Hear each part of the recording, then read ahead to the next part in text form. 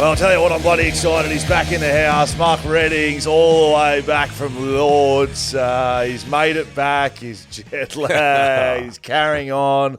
Poor Mark's had a 2 weeks hiatus in Europe, and geez, it's good to have you back, Skeeter, here on the Shelter FootyCast. Yes, thank you, Scully. Great to be back. A trip of a lifetime. I won't lie with you. It was an outstanding trip. At the moment, you're right. A bit jet lagged. Not sure whether I'm at Lords or in Leeming. Oh, you're not at Lords. I'll tell you that right I'll tell you what, I'm a long way from Lords. But no, a lot of fun. And if you got any, I know you love your motor racing and you've got a few things on your button. Super Bowl might be on top of yours or so, pretty close to it. But no, Lords was great. Just a wonderful atmosphere. Lots of fun. Is that top of the bucket list for you? I think so, yeah, because I love my cricket. And even you, not a cricket man, I think have been really engaged with the series. So we're down last night. Went down to England. We're 2-1 up, but lots of fun. And I have to say, you're having a day at Lords. You break it down very briefly. We got in there. I did pay a package to be entertained and dine. Of course you did. I paid. You wouldn't just be going there getting in the general admin. You'd be in some sort of box down there. No, I was in a corporate area, but I did pay the money, of which it's cost me a fair small fortune. So anyway, have breakfast between opening session. You'd have 4 pints, which would be of shelter. If you were looking at is this a program assigned to everyone, or is this just my own personal program? Four pints just to get us between the start of play and lunch. Then you're going to have lunch, have some lamb. So it's in the AM. And have 11 to 1. Then have a couple of champagnes at lunch, because that just sort of gives you a little bit of a buzz. And then you go back to your seat. And because, of course, part of the package is Pims. So I had probably between 4 and 5 Pims between lunch and tea. Right. And what sort of state are you in about tea? No, I'm in good mood. I'm in a pretty good mood. And when the sun came out, it made life even more interesting because you sort of, you're drinking. I'm still not sure what's in Pims, but anyway, I was enjoying it. And then post-tea, which is from 4 to 6, and of course they play extra time, I started on the dark drinks. Bourbons? Yeah. Really? The big cups. So by stumps, it was rollicking. I could say 5 days in a row. No, I didn't do 5 days of it, but I did enough to warrant a visit to my GP. Bender Reddings is back at the Shelter FootyCast. It's good to have you back, Skeeter. We've missed you in here, mate. I'm sure you've been following along on YouTube, watching our episodes. I've heard you. Yeah, you wouldn't even know how to get into YouTube. Now, I've got a couple of things we're keeping on doing here. The Thirsty Camel Clanger of the Week. I'm going to get your take on this Bairstow carry-on from the last test because I do want to know what you had to think of it because, a bit of a moral compass here at the Shelter FootyCast. We've got our Froth Town. We need to know what we frothed this weekend, Skeeter. August 18, 19. It's just around the corner. Make sure you get down to the Claremont Showgrounds for that. You're going to have the golden ticket down there, Skeeter. We're going to get you all around the place. I don't know, but there is a rumour that the BackChat Ale, which you've been just looking behind us in the fridge, you said, what is going on here? Don't worry, Skeeter, we've been busy while you've been away, mate. Producer, you've now got your own beer label. That's correct. Shelter and BackChat combining for the greatest beer on earth. We have the northern release, Skeeter. So you missed the southern one at the gate. We're up at the Ashby, 6:30 p.m. this Thursday. It's not an invite for you. You are required at this event. What? Well, you've missed the first one, right? While you've been in Europe. So you'll be required at the secondary northern one. I've put it north of the river. That's where you live. Yeah. Right? The Ashby, 6:30, beers with BackChat for the BackChat Ale release. Thank you very much, Skeeter. Now, you sound like Richard Branson, who, what's a documentary? Like I'd happily be like BackChat, you've got beers coming out, you're on fire. Yes, thank you, Skeeter. Now, before we get into it, I want your take on this Bairstow walking out of his crease. It's old news. It's gone. It's history. I know, but you haven't been here, mate. No one's heard from you in weeks. I always defer, and look, I love my cricket, but it doesn't mean when it comes to the rules. And look, there's moments in time where you look back and you think, no, that wasn't right. The underarm delivery to me wasn't right. No. That didn't sit comfortably, even as a kid watching it and looking back, you go, wow, it was within the rules. Yeah. But it was certainly not something. It just didn't look great. This one's a bit different, I reckon. Oh, and look, you only have to go and ask blokes that have been there. I mean, NASA is saying Michael Vaughan, Andrew Strauss, guys that these are English guys. I mean, the Australians probably a bit more skewed towards our way of thinking, but they all said, you know what? It was dozy batting by Bairstow. It's all about how Kerry took the ball in one motion, threw it at the stumps. You know what? I actually don't think. I think it's been blown out of proportion because England lost, and so I don't have any issue with it. Put it this way: if you can get away with something in your career in footy, which is within the rules in the rule book, I would have done it, and I probably have done it. Full stop. The Bison Mitch Marsh, he's returned to the Test team. Very good. I'll be honest with you. I jumped off the plane. I got from Paris to Dubai. I got off and I saw we'd made 260. I thought, that was 118 off 118. The Big Bison. Yeah. I got to thank him as well because he got me a couple of tickets, or one ticket to day 3 at Lord's. The Bison. Yeah, through Jeff Marsh. So big thank you to the great man. And I actually ended up sitting next to. Now I sound like I'm name dropping. You sound like the most well-connected man No, in the world, which we know you are. inadvertently I sat with the families of. So I was next to Cam Green's dad, and Gary, lovely bloke, and had a really nice day. It was cold, but so to the Bison, that is so good. And what it does ask the question now, going into the next test. Get him out of there. I agree. Warner's had his chances. He's 17 times. You know what tipped him out of the edge? Smiling. You got done for a duck or whatever you got in that. 4 and 1. He walked off laughing. Broad's got him 17 times. See you later. Only problem is who plays at the top of the order. I know you reckon Marsh should play. No, I don't. You've been on Twitter a bit. You've missed active. my carry. You missed my carry on. I've just been Team Bison. So anything I say about the Bison. Okay. Open the bowling, open the batting, bring him on to swing the ball, which he's done all of those, by the way. Oh, look, he has to play in the next test. Has to. So, and Greeny probably comes back. So, the question there, but what we go? Oh, the Johnny Bairstow issue. Yeah. Well, end of the day, he's been an absolute non-issue in this series. His keeping's been shite. His batting's been average. His sledging's been moderate. Yes. The Ranger's got nothing. Yep. There you go. You've heard it here first. Smart ratings. Let's get into the footy, Skeeter. West Australian footy right now is grim. You should have stayed in England. Honestly, it is as grim as it gets right now. We know what West Coast have been doing. I actually thought that was one of their worst performances of the year. I watched the first 15 minutes of that game. I actually couldn't watch the game. It was putrid footy. There was no atmosphere. And why would there be? Brisbane were playing shite. Like millionaires. Yeah, but they weren't even doing that, mate. It was just people jogging around. There was effort. Lackluster. There was effort, and I talk about effort very sparingly. Yep. Right. You know I don't like using us. I think everyone tries all the time, but West Coast players looked cooked at stages, like just jogging around and 36 scoring shots. Brisbane were jogging around. It was a nothing game. They could have smashed them by 100 points. And look, I was away when they were beaten by St Kilda by a kick in a bit. I know St Kilda, which was a very gallant effort by all reports. And yeah, they played well. They played well, and St Kilda obviously on a bit of a slide. But, yeah, I called the game on Saturday, and it was, you're right, it was a strange game to call. There was no atmosphere, as you said. Brisbane could have won by 100 plus easily. They looked like they weren't trying, and they won by 80. Yeah. So, yeah, look, can I put a slightly positive turn on this? I thought that Elijah Hewitt was okay. I thought Brady Hoff restricting, he was good. Charlie to 0 goals is good. I know he was very good. We'll get into it in more depth. I thought some of the younger kids showed a bit. Overall, my thoughts on that was just, it was one of the worst games they've played all year, and that's obviously saying something. The Freo Dockers, on the other hand, they get pumped by Carlton. The interesting one with this game, so I did this with Fox, coming into the game, before I did any prep for it, which, as you know, I do sparingly anyway, but I was looking at the major indicators of success, basically, which is sort of contested ball, stoppage work, clearances, inside 50s, the way you move the footy, all of that. Got a bit of a ranking within the 18 teams. Carlton, over the last 4 to 5 weeks, are pretty much top 6 team across all those major indicators, contested ball, all that stuff. Freo literally did not tip the tables over 14th in any of those categories. None, over the last 4 or 5 weeks. And then even the season, they sit where they sit because they're not a good team. They are... For too long, I've been carrying on saying they can do it. That they're not going to make finals. They're not a good side. They're inconsistent. They leave too much to too little. They get absolutely touched up around the footy. Like there was no accountability at stages.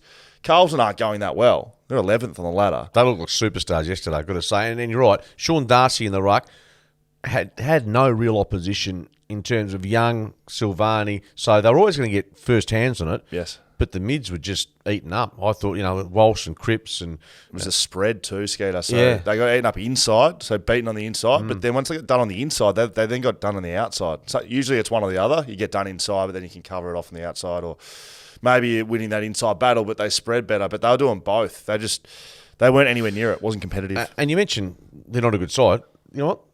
We're round 17. The ladder does not lie. Yeah. That's simple. Yeah, it's a very good point. It doesn't lie. Yeah. And that's why you're seeing Port Adelaide and Collingwood and the top 4 sides winning and teams where Fremantle are just not good enough this year. You always think, I tend to think, this team can get on a run, but they don't. Maybe one team will do it. So it might be Carlton, it might be Geelong, it might be one of these sides, GWS. It might be one, but it's not 3 or 4 of them. No.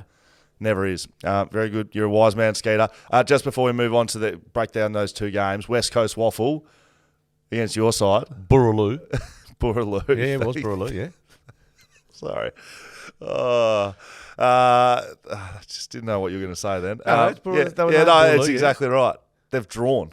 The Waffle side is drawn. Yeah, that's a big effort by Perth, isn't it? Yeah, I'm happy with that. And it's quite controversial. I didn't see the game, but there was a mark. I got a call on radio the other day saying that the mark wasn't paid to an Eagles player, that the rush behind wasn't within the time frame full siren had sounded. So there's a debate that West Coast supporters, how many Waffle supporters there are at West Coast, I'm not sure, but that they should have actually won the game. So irrespective, the only thing with that, Sco, is, in brief, I looked at the players, and there's no one no one comes and presses for AFL selection off the back of that, because there's just not that quality. No, they don't have anyone. No, so the result's great in terms of just giving some momentum or some spike to their season. Yeah. But apart from that, Adam Simpson can't go and look and see what's in the next level, because there's not a heap there either.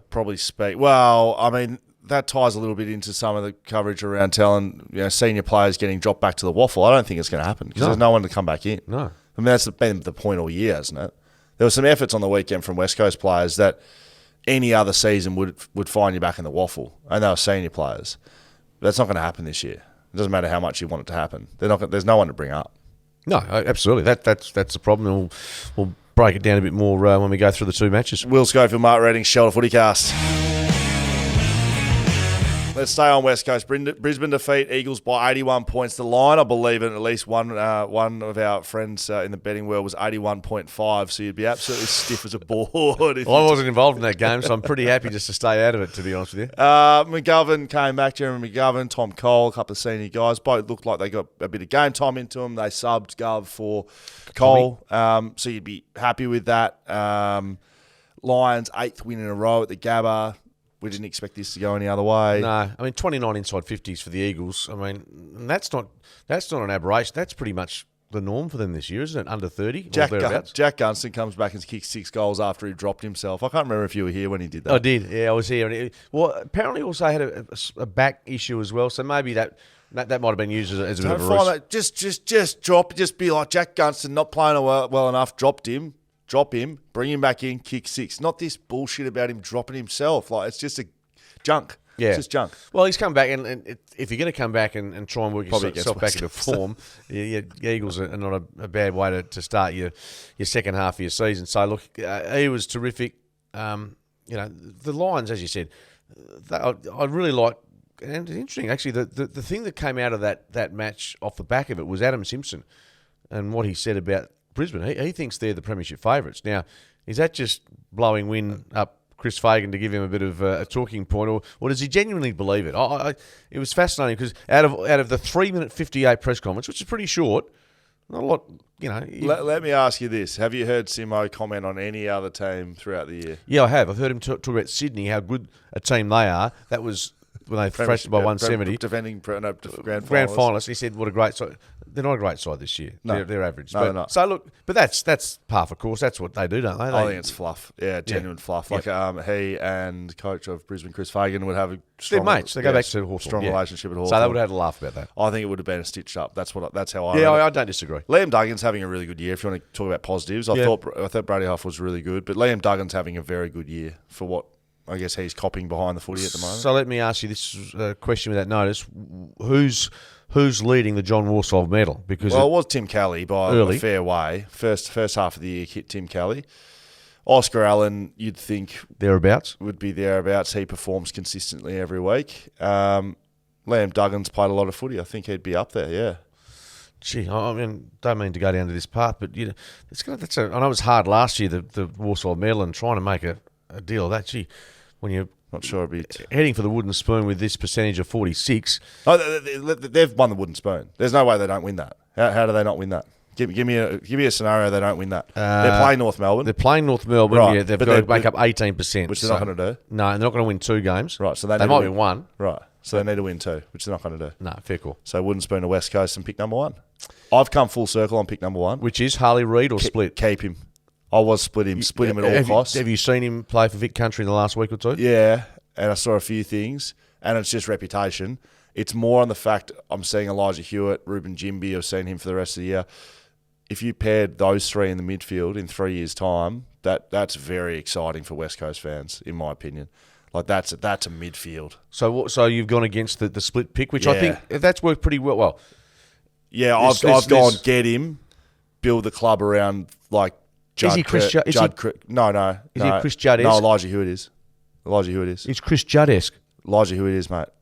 Just mark my words. What he's doing from a burst power point of view, yeah, he is. He's not Chris Judd, no.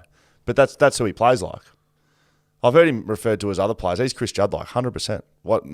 Haven't seen. I thought he was good on the weekend, but no, I'm not saying he's Chris Judd. He's not Chris Judd. He's not 2-time Brownlow medalist. He's not kicking 5 goals in his first. He's not doing that. That's what I'm saying. Because you go back to Chris Judd that half against Brisbane up at the Gabba. But when was that? I think that wasn't his first 2004 or 5. I don't think that was his first year. No, it wasn't. No. People act like that was his first year.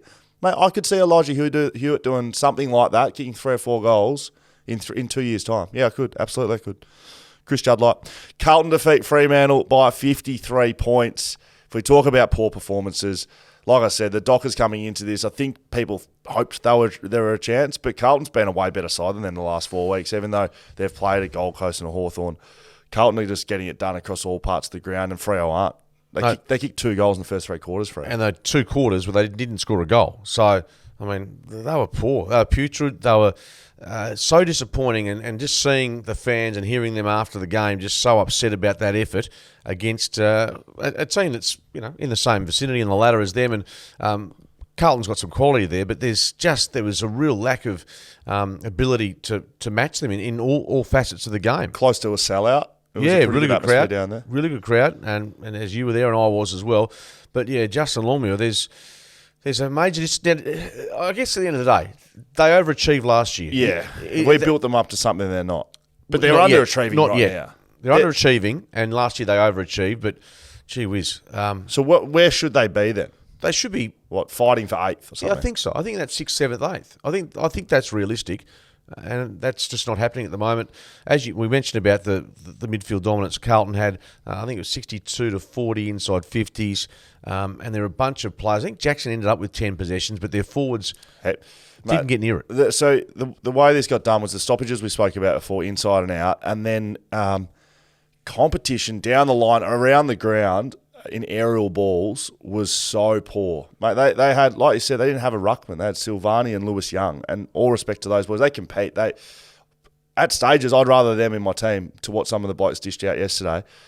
They had Jackson, they had Sean Darcy, they had Tracy, they had Amos. They're all competitive beasts in the air usually. They just got dominated down the...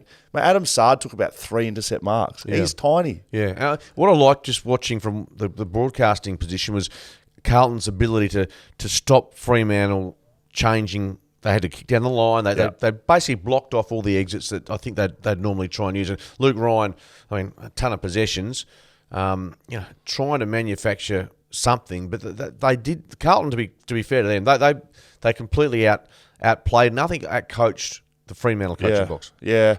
I remember playing for West Coast. It used to be a bit of an Achilles heel of ours. If you could shut it, we used to do the kick mark thing.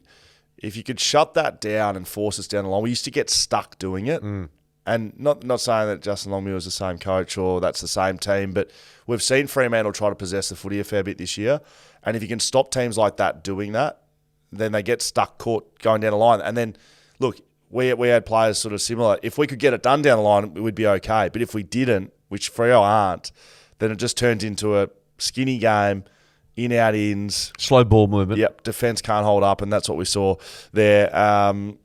That's about it, done and dusted. And got to say, what are we, 17 rounds in? If you're looking at, say, 2 sides that have been the biggest disappointments this year, I've got no doubt it's Sydney, despite their injury concerns. That is the only pick I got right this year, saying Sydney wouldn't make Sydney finals. Injuries, but they're grand finalists last year. And Fremantle comfortably sits in that top two, I think, as a disappointing side. Not talking about the worst sides, like clearly West Coast. No, most disappointing given what was happened in 2022. And they cannot make finals? Mathematically, they're at Collingwood this week. I think they've got Port Adelaide, Brisbane to come. There's 6 points plus a big percentage. They're not making finals. Thank you. I'll agree with that. They are not making finals. Now, Will Schofield, Mark Redding's Shelter FootyCast. Just keep thinking about those thirsty camel clangers of the week, Skeeter, because I know you'll be out of form a little bit here on the Shelter FootyCast. Yeah, no, we'll get there. We'll get there, Sco. Don't worry about your Pims and your champagne. The Richmond Tigers defeated Sydney, 13 points. You won't believe this. I actually saw this game. I did. Well, because I jumped on a plane at 11:30 a.m. in Paris and got on my Emirates flight. I was 56A, and I thought I'll just try and punch in some TV channels. I said live sport. I thought it might be Wimbledon or something, which Wimbledon was on. On the plane? Bang. Richmond, Sydney. On the plane? On the plane. On 39,000 feet. Sitting back. My family's sitting about 10 rows away because we just booked separately. And so I'm sitting going, how good's this? I'm watching Richmond, Sydney. Can we get a bit of service, please? And all these French people looking at me going, what's this dickhead watching? It was I'm the only Aussie on board, I think, watching. That's amazing. AFL, yeah. And it was a good game of footy. Richmond showed a lot in the second half. Sydney could have had them for toast, I would have thought, at various stages in the game, but Tigers found a way yet again. Yeah, they did. Look, unfortunately, Jacob Bauer in his debut does his hamstring. Early. Oh, jeez, I felt for him. He did his hammy within 50 early seconds or something like that. So he goes out. Look, it was a typical Richmond game against the Sydney side. As you mentioned, I don't think that they've been really disappointing and aren't quite up to it. Sydney are in front with 10 minutes into the last quarter. But Richmond get that run and gun game. And the rain came and the wet weather just suited them to a T. And that'll be Buddy Franklin's last match at the MCG. Geez, you've been so keen to retire. No, I've not. I'm just trying to make a point that this is what's on the horizon. He kicked two, Buddy, and had a chance to kick one late in the game to put them back in front, but didn't quite hit it properly. Andrew McWalter, he coach Richmond next year? Well, the results suggest he has to be one of the contenders, doesn't he? Because outside of, say, taking a Buckley or is there any other? I don't think they're going to do that. No, I think it's either another assistant coach, which they would have given them the job, wouldn't they? Well, not necessarily, but there might be applicants come forward at the end of the year. Sorry, I meant internally at Richmond. No. Yeah, so he's put his hand up, I believe, since I've been away. That McWalters wants to be in the process. Clearly, the players love him. Is this, though, the sugar hit that some caretaker coaches get? I mean, it's gone longer than a sugar hit, I think. Yeah. Yeah, I think it's gone longer than a sugar hit. So. I mean, the only thing is, if, for instance, argument's sake, hypothetical, speaking of Sydney, whether the horse wants to bail out of Sydney and go back to Melbourne, coach Richmond, that's something that would be, I think, entertained at the end of the season. Wow. I'm talking hypotheticals. He's probably got his roots down in Sydney. I would have no, thought. 100%. No, but I'm just saying, there's probably, you're right. McWalter, if you're running a market now, he's probably favourite. Collingwood defeat Bulldogs by 12 on Friday night, and it's my Froth Town moment of the week. Something I frothed in this one, Skeeter. Scott Pendlebury. What? No, I saw this as well. Yeah. Scott Pendlebury breaking the all-time disposal record held by Robert Harvey since stats have been taken in 1965. A lot of debate over Twitter. People were saying all-time. Apparently, it's not all-time. It's just since stats were taken since 65. Apparently, there could have been a few in the 1900s just absolutely toweling up. Racking up the numbers, chipping it back inside the defensive 50. Just give us a break. Anyway, so, I mean, I just thought it was outstanding. So that's what I frothed on this week. I'll tell you what, if you're going to froth, you might as well froth on Nick Dacos as well. Double it up. Double up with him. And I haven't looked at the market or even seen the numbers in the last Doesn't matter, month. does it? Is he winning the Brownlow by a margin at the moment? That's what everyone's saying, yeah. And he's gone more from that sort of halfback, more mid forward. Yes. And it's interesting that McRae's decided to unleash the beast. And there was a goal he kicked left of screen. Just extraordinary. So he was the one you're talking about, and this is a Froth Town, what we frothed on this weekend. Make sure you get your tickets at froth.town. Get down to see Skeeter have 1,000 beers. he could have got a handball receive in the middle of the ground. They were moving it around, and then he just took off forward. They did a couple of handballs, and they kicked it forward, and he, at flat stick, ran past Caleb Daniel. Yeah. One touch, did not break stride. One stride, bang. Banana on the right. That's as good as it gets. He's as good as it gets at his age. I don't know if I've been underselling him, but I've certainly been asking for a stronger effort by people. But maybe it's not possible. Maybe it's not possible. You mentioned a bloke who used to wear number 3 for the West Coast Eagles. Is this guy? I mean, you speak of young talent. Is this guy different, isn't he? Different player? He looks like Cuzzy. If we're talking about or Curry, those sorts of guys. Yeah, probably. But he could be in that same category. Because he doesn't have the burst stuff like the breaking tackles burst stuff that Chad. That's what Hewitt has. That's what I've seen. The burst out of packs, shrugging, spinning. He has the run, mate. Like the gut running. I was speaking to Chris Marston, former premiership teammate, and he's on dry July at the moment. So he said he's no fun this month, as you were a couple of months back. But he said, so Masto, if you speak to opposition players about Masto, one of the hardest running players ever. Masto was a lunatic, and he watches Nick Dacos, and he said, mate, he puts me to shame, like in how hard he runs. Huge rap. 4 goals to 2 in the last quarter. Yeah. Once again, Collingwood last terms able to just get it done. Jordan De Goey returned. He was pretty good. Made an impact, kicked a goal. Jamie Elliott kicked the 4 goals, because the question was going to be, where's the goals going to come from? Because Myercheck was out. Well, Jamie Elliott kicked 4. Ash Johnson kicked 3 after getting run down in the VFL in a very embarrassing fashion. Waitman kicked 4 for the Bulldogs. He needs to stop jumping for free kicks. I don't say that often, but he's looking ridiculous at stages. If he's playing some good footy. Yeah, he is. So just stop carrying on like a pork chop and just play your footy. Aaron Norton, don't ever talk about him going back. He was clunking them. He's a forward. He kicks forward. No. I'd like to see him in West Coast colours, if I'm honest. And Tim English was okay, not great. They get it done. You take Tim English or Aaron Norton, just hypothetically? If I had to just pick one, Aaron Norton every day of the week. You're taking a forward over a ruckman, unfortunately. Yeah, and forwards are hard to find. Yeah, right. Carlton literally don't have a ruckman. They can win games of footy, but they couldn't without Mackay and Curnow. True.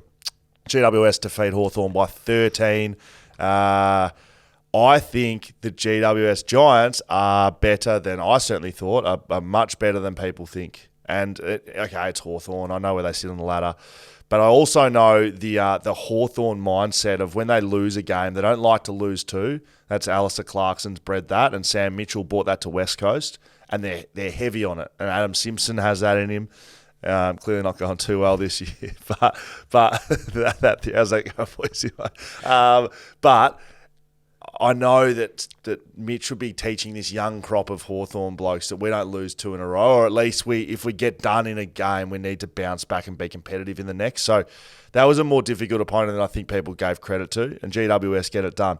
They've lost close ones against Richmond. They should have won. Essendon they should have won, they got beaten by. But hang on a second. They also beat Adelaide, I think. Might have been round 1. They've beaten Geelong in Geelong. Thriller. They've beaten Melbourne. They've had some really tight wins as well. And they beat Hawthorn, remember, in gather round with Harry Himmelberg taking a specky. So they've put it this way, Adam Kingsley has got this side at the very least very competitive. Yes. And they're winning some tight games, they're losing some tight games, but they're in the argument. They're having a pretty good season, I would have thought. If you look at them, they're 32 points, half a game outside the 8. They're on a bit of a roll now. They've got Adelaide this week at the Adelaide Oval, which will be tough. But no, that's full credit to them. Jesse Hogan kicks 4. Stephen Cornelio playing good footy at the weekend again. And since being, given the captaincy duties relieved, he looks a really good player now. Well, yeah, I think his injuries have sorted themselves out. And Toby Green looks like he rises to the challenge as skipper. So, look, I think they're getting a lot right. This season's going to be a very good one come the back end. Carlton, GWS and Adelaide all sit outside the top 8. Richmond as well. But for some reason, I just don't feel like Richmond are at the level of these 3. Essendon, St Kilda, Bulldogs, Geelong are no guaranteed to play finals. So, I think there's a big group of teams that are vying for that finals spot, Skeeter. Melbourne defeats Saints by 21 points. St Kilda were the better side in this one. I watched the entire game. They were the better side. They lost 3 players in the first quarter. They had 2 blokes on the bench for the entire game. They ran out of legs. They would have beaten Melbourne with a full team in. Yeah, well, Max King going down so early. I thought you were going to give me... Well, no, I don't think they're clearly the better side. I mean, they got beaten by almost 4 goals, but I grant you that. You lose those numbers. I thought you were going to give me my grandmother would be a bicycle if she had 2 wheels. Yeah, well, the Dennis Pagan line, my uncle will be, yeah. No, I thought St Kilda were brave, but I'm not convinced they were the better side. No, they were. I am. Okay, fair enough. Even though Melbourne led at quarter time, led at half time, led at 3/4 time, led at full time, they were the better side. Well, you'd hope so because they had more players. You'd hope they'd be leading. But so they led all day, but they weren't the better side. Yeah, that's correct. Yeah. Jeez. And I'm jet lagged. Did you miss me? Oh, like a hole. Did you do your tips this week, by the way? I did. No, you didn't. No, I did. Well, my tips, which I did for the West, I've put them in. How are you going in that competition? In the top 10. Oh, yeah? Yeah, that's okay. No, it is. No, so far I was, I've picked all the winners thus far. Yep. How many I've did got you get? 2 wrong. 2 wrong. I think I picked 5. I'm now that far behind in the tipping that I've started going rogue, trying to make up places. And that kills you. Getting further That's behind. like at the races where you think, righto, this is the last race, and we'll try and back a 20-1 winner and just roll the dice. And you end up going home having a pie and sauce and wondering where your money's gone. Clayton Oliver's going to be out for another 3 to 4 weeks. What is going on with his hamstring? I don't know. They've butchered that beyond belief. That ties itself nicely into my absolute hatred of no honesty and no integrity and no insight from football clubs around injuries. If we just formed a culture where we just told everyone what was going on, it would leave punters like you and I very little to speak about because we'd just be like, well, Clayton Oliver has a hamstring. Then when something happens, clearly it hasn't gone well. But when it doesn't go well, you go, hey guys, rehab hasn't worked. We had a mishap at training today, and instead of running 100 metres at this pace, he went too fast and he tore it again. You and I go, Clayton Oliver's torn his hamstring again. It's going to be another 4 weeks out. And so you're saying they do that religiously in the NFL? No, it's a rule? Yeah, they have to, mate, because there's so much at stake. There's, as I keep saying, there's fantasy footy? There's, mate, betting, mate. There's so much money in betting. There's sponsors that sponsor the game that winning or losing. But how does because Clayton Oliver's their best player and we don't know when he's fucking playing or not. But he's not named on the Thursday, so he's not playing. So that doesn't affect the betting, really. No, but they don't tell you what's going on, mate. So I don't know if you're okay. Put it this way: you're a sponsor. You haven't jumped on board for Melbourne, right? But you're thinking if they go on and win a premiership this year, we're a big chance to get our brand all over the place, right? And it's coming up to halfway through the year, and you think, geez, we got $1 million lying around in the sponsorship fund just before tax time. We're thinking about sponsoring Melbourne. Melbourne have just come out and said Clayton Oliver's back next week, and you go, well, if they get Clayton Oliver back, they're making a run, and we're going to get our name in lights everywhere.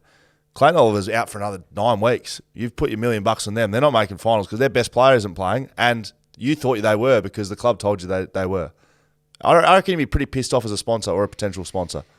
I reckon you're thinking a bit too hard about it myself, but that's just a personal opinion. Why? Well, I'm just saying that I'm not sure the sponsorship is built on sponsoring a club because of one player. Okay, betting then. But betting's, you know what, and I love a punt, you know that, and you engage as well.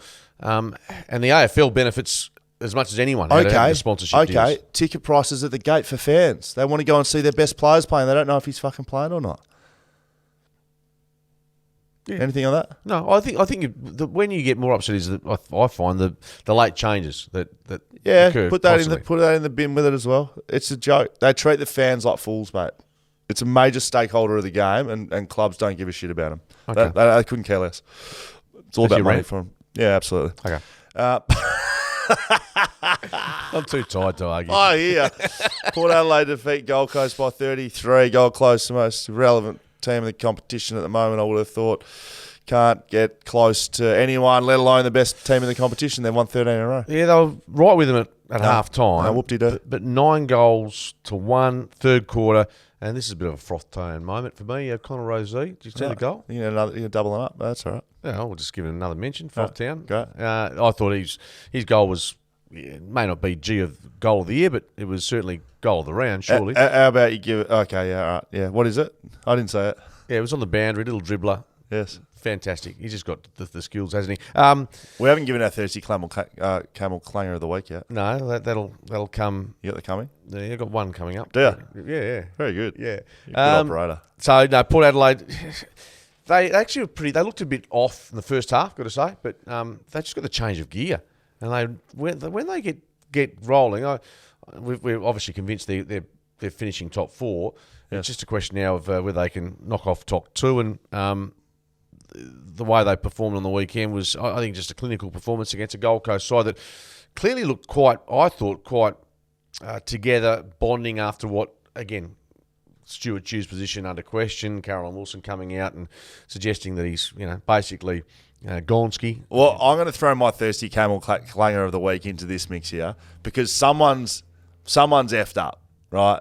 It's either Caro, she's copping it, the clanger of the week, and she's the idiot, or she's spot on. Damien Hardwick. And, well, no, he doesn't get the clanger of the week. No, but that's the general thought, that he might replace Stu. The Gold Coast Suns get the clanger of the week for coming out and saying, no, he's all good. One of them's right, one of them's wrong. Can't be both. Caroline Wilson came out last year and said Adam Simpson wouldn't be coaching the Eagles in 2023. She was adamant. She was wrong. She was wrong, and we all get them wrong. Yeah. But that's a case in point. Yes. Now, if she was to say that right now about Adam Simpson, yes. I don't know. I still think there's a question mark over whether he'll coach next year. Yeah, I'd probably agree with that. Anyway, that's just the coaching nuances. But the Gold Coast Suns, off the back of that, look, the players, I know they all say it publicly, but they look like they really love playing for Stuart Dew, but the results, unfortunately, just don't add up, do they? I mean, you can love playing for someone, you're not winning then. I know, but we've talked about them being in that sort of 10th to 13th, forever Bermuda Triangle. Yeah. Port Adelaide are good. I'll tell you that right now. Is that 13 in a row? I think it is. Yeah, 13.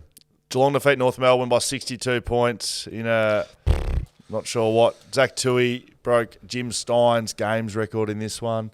Is that right? As an Irishman? Yeah, no, but he's been outstanding, hasn't he? Just see his torp down the middle. So durable, yeah, and he's got. I reckon even when he's interviewed, he reckon he'd be great around the club. Yeah, he's absolutely beauty. Tyson Stengel kicks 5. Henry bobs up with 4. I think they want a bit more out of both of those guys. Have not seen their name in the goals as much as I would have liked for Geelong. Yeah. So Stengel's All Australian last year. He's not the player he was last year. Ollie Henry, they get him to the football club. He's young. I'm not shooting a dagger at him. And bear in mind, Stengel, I think, broke his against the Eagles wrist to his forearm. Yeah, he did. But I just don't think they've had the contribution from him. It's left a little bit too much to Hawkins and Cameron. What they really were great at last year was contribution across the board. They had goal kickers everywhere. They haven't had that this year. That's why they're outside the 8, in my opinion. Oh, they're just inside the 8. But, okay, well, there you go. But no, but they are. Look, Mitch Duncan. Fucking hell, they're 8th, aren't they? Mitch Duncan. Yeah. Fuck me. Mitch Duncan. Oh, fucking hell. Is Mitch Duncan is a barometer for them if he's playing. And he's. I know he's not there. I know you sort of. No. You like him? I like him. Yeah. So Mitch Duncan. I think you're right. Geelong, if we're playing finals this week, they've got Essendon in elimination final. They'll probably win. Yeah. They're not winning the flag. I'm adamant they're not winning the flag. This week. What about in 6 weeks? Yeah, well, you've got to finish top 4 generally. I just don't think there's enough there from Geelong, but we'll talk about this Thursday, but they're playing the Bombers. Speaking of the Bombers, they're playing them this week. If you played that match at the MCG, there'd be 90,000 this week. They're playing it at GMHBA Stadium, which I don't know what it holds at the moment with the redevelopment.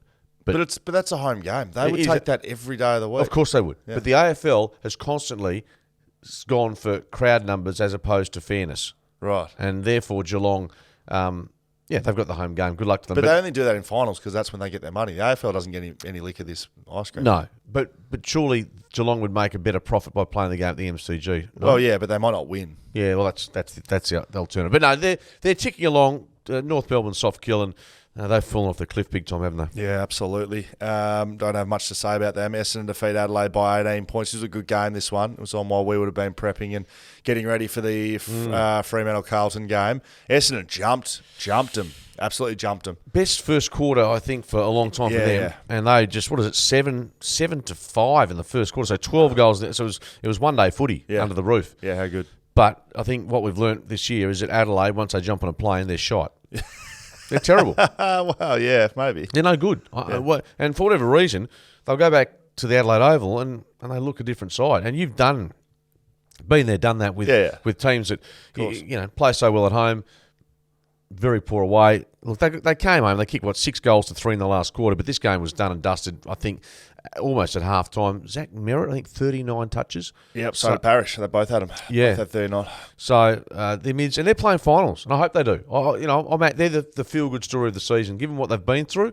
I'm not sure if you've got any love for Essendon, but I think they're a great story of a club that's been through a lot and are able to come out the other end with Brad Scott. I would like to see them win a final. That would be good for their fans because they haven't done that in a long, long time. That's the end of the week, Scotty. You got your Thirsty Camel Clanger of the week? Or? Yeah, well, my clanger of the week actually goes back to Lords, where I was presented with a box of Jats crackers by Charlie. Charlie? Yeah, we caught up. Did he send you a photo? Yeah. So I asked for a video. Apparently could only squeeze a video. You're a very busy man, apparently. Couldn't get it. No, I was happy to talk to him. I was probably half cut at the stage, so I was happy to chat to him. Anyway, I shared some of my Jats crackers with Cameron Green's dad, and he enjoyed them. And he said, "Where'd you get those?"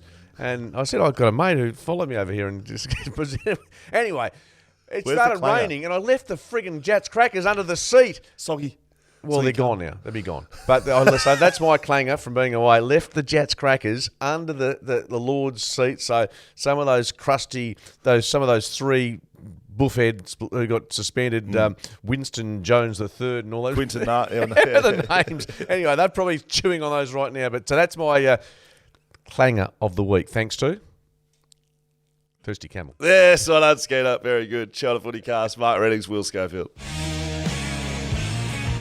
I tell you what, the fan mail comes in when you're away, Skeeter. Of course it does. This is you pulled these in? Thank you, Jaden. Now, Jaden's, we've taken the microphone off him. He had a couple of mares while you were away, actually. Well, one of these is about 2 pages long. Do you want me to read the whole thing? Oh, yeah, I'll just look through it while people are listening. He still has have you forgiven him for that Geelong blue a couple of weeks ago? No, I haven't. No, he doesn't have the microphone.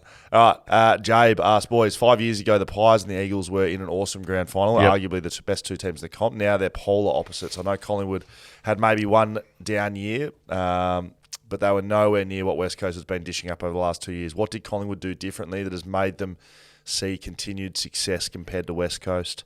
Sure, injuries are a big thing, but I think it goes deeper. List changes. I mean, they've been far more proactive, I think. They have? With their lists. I mean, and I think the most controversial, correct me if I'm wrong, but Treloar leaving the Bulldogs. Stephenson. Stevenson going to that was North Melbourne. But certainly Treloar was... Well, it was, but Stevenson, rising star. Rising star, yeah. Yeah, true. And also, look, they also changed their footy department and their leadership. I mean, Eddie, whether it was... Gone. Nathan Buckley gone. Variety of reasons. Nathan Buckley fell on his sword. Yeah, so they made changes. Quite a few assistant coaches. On and off the field, they made the changes. The hard decisions, which weren't always popular at the time, they made those. Now, hindsight is such a beautiful thing in footy, and you can say, look, the Eagles should have done X, Y, Z so much earlier. They're at that point now. But it's very hard to judge up clubs 5 years down the track, but you can with these two because they both, a kick in the grand final. Yes. They both had obviously strong squads, and from there, West Coast, with the prospect of getting a second flag, went hard in the direction, I guess, primarily the Tim Kelly. You can't say that Collingwood weren't trying to win a flag either. No. So 2019 they made prelim final, and they got done by GWS by the year after. Yeah. I reckon they were trying to win one in 2020 as well. Oh, totally, yeah. But I think they've made changes on the run where I think the Eagles, you've been there.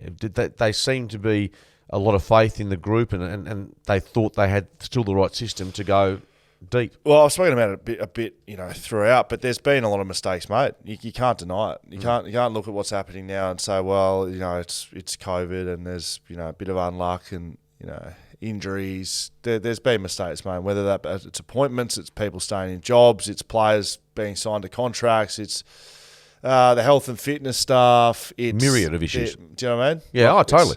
So I don't like to put a gun to someone's head and pick that point, but clearly there's been a lot of mistakes, mate. I don't think you can argue that. No, well, the results speak to that. So people ask, well, how does it get better? And you can say, it's time, and we just get some good kids in, but I really think that there's a few specific things that can be done to fix what's happening at West Coast. They need to work really hard on their development of their players. They're not getting any development from any junior players, and you can say it's because of COVID and because of injuries, but the system in there I don't think is set up to develop kids well enough with the Waffle the way it is. So if it's going to stay as a standalone, they need to get 5, 6, 7 senior players, talking 28 to 32 years old. From other clubs, primarily. Get them from the country if you need to. Blokes that have leadership qualities, right, and are there to grow a group of kids and to show them how to play footy, right? They don't have that right now. They don't have anyone over the age of 25. Jacko Nelson's the oldest bloke in there. Then they need to do that. They need to... I think their communication's been poor this year in all facets. I think fans are getting very frustrated with the lack of communication from the footy club, and that's what I'd say. I think that goes away, and it's a bit about what I rant on about the injuries. But I think for West Coast specifically, they need to give people more. They need to be more open and honest about when guys are injured, when they're signing guys, when decisions are being made. But they never have been. That's I in know. good times and bad. I know. Yeah. So people ask, well, this is what's wrong. And people are very happy to throw what's wrong with the footy. I'm trying to throw some suggestions of how you get it better. I really think the communication to fans and to stakeholders needs to be better. I'm trying to be as honest as I possibly can. Yeah, I think the more important part, I think, is the list that they've got, the development, I think, of the young players. I think that's going to happen, though. That's an area. They need to get the draft picks right and pick good kids. 100%. And that you can talk about all the peripheral stuff, but if they don't get their draft picks right, which I think they started in the last year or so, they had a look at the draft at least in the last 12 months because they haven't been able to access. It'll happen this year. It'll happen probably next year. You should be getting yourself 6 to 8. Yeah, hopefully 200 gamers, quality players in there, which is the same sort of setup that you came through when you went through the tough times under Woosha. Yeah, correct. There's a fair bit of work to do though when you think Skeeter. Will Schofield, Mark Redding, Shelter FootyCast. Let's finish off with the Shelter XPA X Factor. I tell you what, I had to search far and wide for this one. Yeah. Liam Duggan's going to miss out again. I'm very, very happy with how he's playing. Do we have to give it to a footballer? We don't. We give it to the fucking Bison. Bison. Sorry. Jaden Hunt, apologies, mate. I had you for 26 touches and 15 marks, but your team was absolutely shite. The Bison... I mean, seriously, Skater. And then I can deliver it to him and say thanks for the ticket, and we're all square. Skater wants a bloody lick. Of course you want a lick. And then sort myself out for the next series. The Bison, Mitch Mask, he doesn't get the XPAs. They're all done at the shelter. He gets some of the BackChat Ale, Skater, for the brilliant. X Factor. Very good. It. I'll drop it off to Swampy at the Wacker, and it'll be perfect. Don't worry. Maybe we can invite him. Maybe we can fly him over from England just for a quick little session at Beers with BackChat this Thursday. The Ashby, 6:30. Put it in your diary. I know you've been jet lagged. I know you've dehydrated. You can come down and wet the whistle down at the Ashby, 6:30. You're all invited. Come down. There'll be beers down there. Nothing too much happening. Just grab a couple of beers. There'll be Thursday night footy on. I'm about to say Sydney Bulldogs Thursday night. So, come down and watch the footy with the boys. Skater will definitely be there. I'm not letting you miss it. Shelter FootyCast. Find us on Instagram. Make sure you have a listen. Skater, it's good to have you back. Good to be back, Scully. Loving it. And you know what? I've come from Paris, where we climbed the Eiffel Tower. We went to the Monet, which is basically a... I know what it is. Okay. Went to the Louvre, did all this stuff. And you know what I spent most of my time in? In Louis Vuitton, waiting for the girls to do some shopping for handbags, and a place called Zara, where they buy these friggin' dresses. Mind you, let me just say this in all seriousness, the French women are bloody hot. And I couldn't keep my eyes off them. They smoke too much, but geez, they were good looking.